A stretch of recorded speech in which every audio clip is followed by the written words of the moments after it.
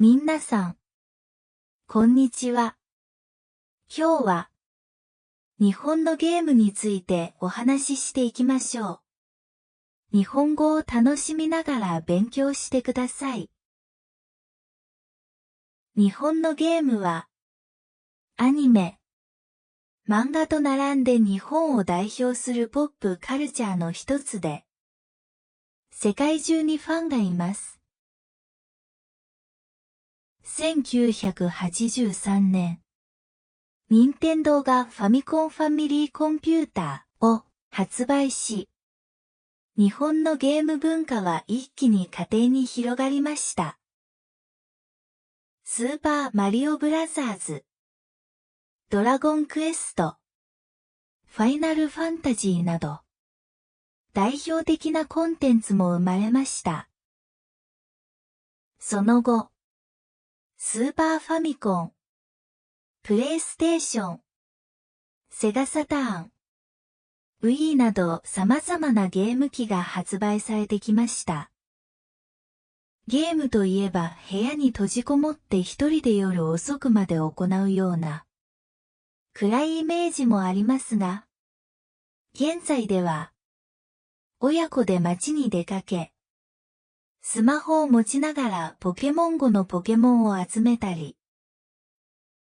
友達同士で任天堂スイッチの集まれ動物の森の仮想空間で一緒に遊んだりなど、楽しみ方も広がってきています。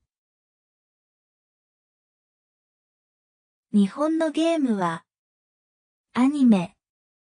漫画と並んで日本を代表するポップカルチャーの一つで、世界中にファンがいます。1983年、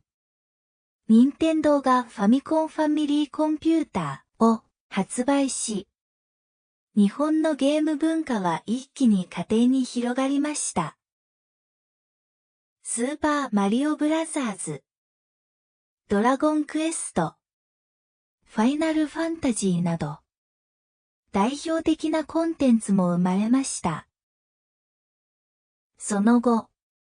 スーパーファミコン、プレイステーション、セガサターン、